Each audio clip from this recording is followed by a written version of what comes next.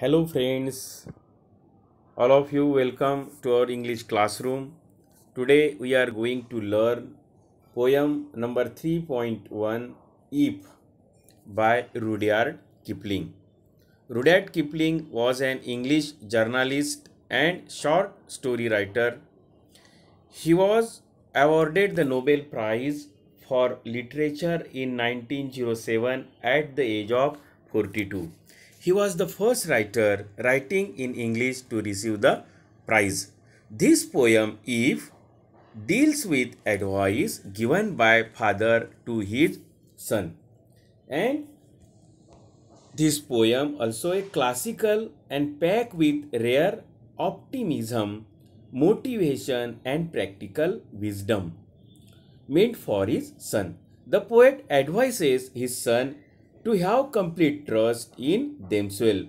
He advised the readers not to indulge in any self-doubt, lies, hating and stay humble and moderate. तर ही जी कविता आहे if Rudyard Kipling या English कवींनी लिहिलेली आहे. या कवितेचा अर्थ आपण या ठिकाणी समजून घेणार आहोत. So listen all of you. If you can keep your head when all about you are losing theirs and blaming it on you. जेव्हा लोक आपल्याबद्दल ब्लेमिंग करतात, आपल्याला नावं ठेवतात, जेव्हा आपल्यावर लोक संशय घेतात, अशा वेळेस आपण आपलं डोकं ठिकाणावर ठेवलं पाहिजे आहे. म्हणजे कीप वन्स हेड म्हणजे नॉट टू गेट अँग्री. आपण कुणावरही रागावू नये. आपण शांतपणे त्या सर्व जे काही दोष असते, आपल्याला दोष देणाऱ्या लोकांनी दोष दिला असेल तर त्यावेळेस आपण ऐकून घेतलं पाहिजे. If you can trust yourself when all men doubt you but make allowance for their doubting too. म्हणजे ज्यावेळेस लोक आपल्यावर ब्लेमिंग करतात, संशय घेतात, आपल्याला दोषारोपण करतात, त्यावेळेस आपण स्वतःवर विश्वास ठेवला पाहिजे. Trust yourself when all men doubt you. त्यावेळेस आपण स्वतःवर विश्वास ठेवला पाहिजे आणि सोबतच लोक आपल्याबद्दल संशय का घेतात याचा सुद्धा आपण विचार करायला पाहिजे.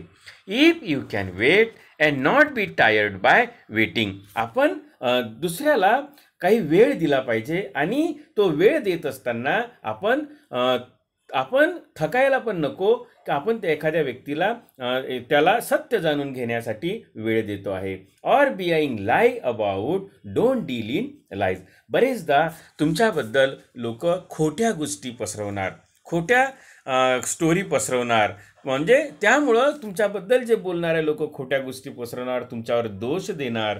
अशा वेळेस आपण त्यामध्ये सहभागी नसलं पाहिजे. Don't deal in lies. आपण अशा खोट्या गोष्टीमध्ये, फसव्या गोष्टीमध्ये आपण सहभागी नसावं. Or being hated don't give way to hating. तुमचा कोणी राग पण करणार, तुमचा संशय घेणार, तुमच्याबद्दल खोट्या अफवा पसरवणार आणि मग आपण अशा लोकांना आपल्याबद्दलचा राग पसरवणारा, द्वेष पसरवण्यासाठी आपण त्यांना वेळ देऊ नये किंवा त्यांना संधी देऊ नये. आणि अशा वेळेस आपण स्वतःवर नियंत्रण ठेवलं पाहिजे. And it don't look too good nor talk too wise. आणि कोणीही एक गोष्ट आपण लक्षात घेतली पाहिजे, कोणीही कोणत्याही कामामध्ये पूर्णपणे परफेक्ट नसतो आणि कुठेतरी चूक होत असते. म्हणजे आपलं जे नॉलेज असते, म्हणजे शो ऑफ वन्स नॉलेज, म्हणजे आपलं जे ज्ञान असते, आपली जी माहिती असते ते एकदम दुसऱ्यापुढे दाखवण्यापेक्षा आपण दुसऱ्याचं म्हणणं सुद्धा ऐकून घेतलं पाहिजे. If you can dream. या ठिकाणी दुसरा स्टांजा, एकूण 3 स्टांजा या कवितेमध्ये आहे. Now we learn here second stanza of this poem. If you can dream and not make dreams your master. हे गोष्ट आपण लक्षात घेतली पाहिजे. If you can dream. प्रत्येकाने स्वप्न पाहिलं पाहिजे, पण ते स्वप्न प्रत्यक्षात आणण्यासाठी काय करायला पाहिजे, ते सुद्धा गोष्ट आपण समजून घेतली पाहिजे. And not make dreams your master. स्वप्न तुमच्यावर हावी व्हायला नको. स्वप्न आपण जर पाहतो आहे तर त्या दृष्टीनं आपण जे प्रयत्न असते ते सुद्धा व्हायला पाहिजे. If you can think and not make thought your aim. म्हणजे तुमचा जो उद्देश असतो तो उद्देश सुद्धा सफल व्हायला पाहिजे. If you can meet with triumph and disaster. Triumph म्हणजे विजय, व्हिक्ट्री, भव्य जो विजय असतो. तर हा जो महान विजय तुम्ही जो काही मिळवला असेल, if you can meet with triumph म्हणजे तुम्हाला विजय मिळाला असेल, व्हिक्ट्री मिळाली असेल. अँड डिझास्टर संकट पण आलं असेल. And treat those two impostor. And treat those two impostor just the same. Impostor म्हणजे तोतय, pretending, who deceives other by pretending to be someone's. तर अशा गोष्टीपासून, तोतया लोकांपासून सुद्धा आपण सावध असलं पाहिजे. And treat those two impostor just the same if you can bear to hear the truth you have spoken. तुमच्याबद्दल जे लोक सत्य बोलतात ते सत्य स्वीकारण्याची, ते दुसरे जे लोक आपल्याबद्दल बोलतात ते सत्य स्वीकारण्याची आपली स्वतःची हिंमत असली पाहिजे. आपल्यामध्ये ती शक्ती असली पाहिजे की दुसरे जे आपल्याबद्दल बोलतात ते सत्य आहे तर आपण ते स्वीकारायला काही हरकत नाही आहे.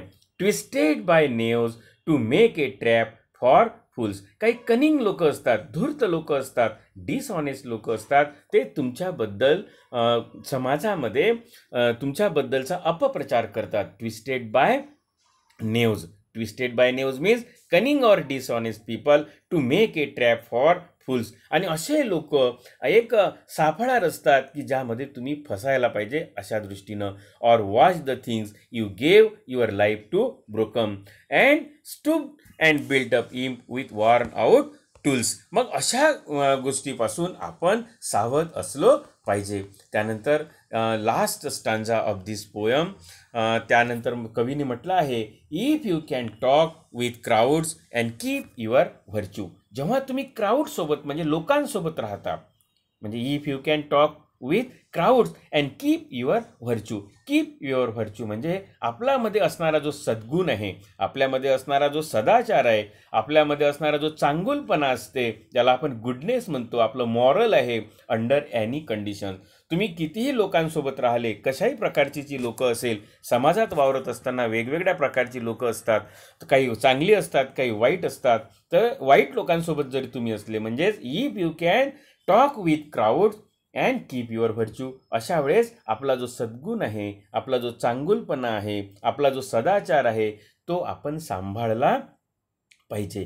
त्यानंतर काय म्हटलं आहे कवीनी, or walk with kings nor lose the common touch. आणि तुम्ही किंगसोबत म्हणजे मोठ्या लोकांसोबत तुम्ही राहत आहात तर सामान्य माणसाचा जो टच आहे, don't lose nor lose the common touch. सामान्य माणसांचं सोबत जे संबंध असतात ते सुद्धा आपण तोडायला नको. त्यांच्यासोबत पण चांगुलपणा असायला पाहिजे. जर तुम्ही चांगल्या लोकांसोबत राहत असाल, मोठ्या लोकांसोबत राहत असाल तर सामान्य माणसाचा संपर्क सुद्धा तोडायला नको. If neither foes nor loving friends can hurt you. असे जर तुम्ही वागले तर तुम्हाला शत्रू सुद्धा तुम्हाला नुकसान करणार नाही. Or loving friends can hurt you. कोणीच तुम्हाला नुकसान करणार नाही. Okay. If all men count with you but none too much. If all men count with you म्हणजे तुम्ही सर्व लोकांना equally important. If you count all म्हणजे all person to be equally important, either king or common people. म्हणजे सामान्य माणूस असो की राजा लोक असो किंवा मोठे लोक असो, या सर्वांसोबत आपण सारखेपणा, समानतेनं, ममत्वानं वागलं पाहिजे. If all men count with you but none too much. If you can feel the unforgiving minute. म्हणजे असं जर आपण वागलो तर आपलं नुकसान होणार नाही. तर with 60 seconds worth of distance run, with 60 second worth of distance run, yours is the earth and everything that is in it and which is more you will be A man my son. म्हणजे तुला जर एक या ठिकाणी good person, a good human being व्हायचं असेल, बी a good human man व्हायचं असेल, ए परफेक्ट ह्युमन व्हायचं असेल, तर ह्या सर्व गोष्टी ज्या सांगितल्या आहे, तर ह्या सर्व गोष्टी ज्या सांगितलेल्या आहे कवीनं, याचा जर अवलंब केला तर तू या जगातला, या पृथ्वीवरचा चांगला मनुष्य बनू शकणार. तर या ठिकाणी आपण ही कविता पाहिलेली आहे. तर कवीनी आपल्या मुलासाठी कशा पद्धतीनं त्याला संदेश दिला आहे, तर ते आपण या ठिकाणी पाहिलेलं आहे. So we learn here appreciation of the poem. Appreciation of the poem. अप्रिसिएशनमध्ये टायटल लिहितो आपण, टायटल इफ, आणि त्यानंतर दुसरा मुद्दा असतो poet. The poet is Rudyard Kipling. Title is if. आणि राईम स्कीम काय आहे? स्टांजा फर्स्टमध्ये ए ए ए ए, 4 वेळा ए आहे, B C B C, A B C B C. Stanza 2मध्ये A B C D. Stanza थर्डमध्ये ए बी सी डी. तर 3 स्टांजामध्ये आपल्याला अशा पद्धतीचं रायमिंग स्कीम आहे. त्यानंतर फेवराईट लाईन, आपण कोणती पण फेवराईट लाईन निवडू शकतो. जसं या ठिकाणी मी पहिली लाईन घेतली आहे, if you can keep your head when all about you are losing theirs and blaming it on you. त्यानंतर central idea or theme of the poem. The central idea of the poem is the father advise his son to have complete trust in themselves. He teaches how to balance life, importance of honesty, how to become good human being. त्यानंतरचा 6वा मुद्दा असतो figure of speech, alliteration, repetition, metaphor, personification. या figure of speech या कवितेमध्ये दिसतं आहे. त्यानंतर स्पेशल फीचर काय आहे कवितेचं? It is instructive poem. Octave पण आहे, ही 8 लाईनची पोयम आहे. It is instructive poem. There are 3 stanzas. The poet uses symbolic and figurative language. It is a classical poem full of motivation and wisdom for his son. त्यानंतरचा मुद्दा आहे why I like or dislike the poem. I like the poem because it is full of motivation. I like the poem because it is full of motivation. It gives wisdom and how to become a good balanced human being. तर अशा पद्धतीचं आपल्याला appreciation of the poem लिहायचं आहे. आणि हा प्रश्न आपल्या परीक्षेमध्ये 5 मार्क्ससाठी असतो. So dear student, I think that all of you understand it. Okay.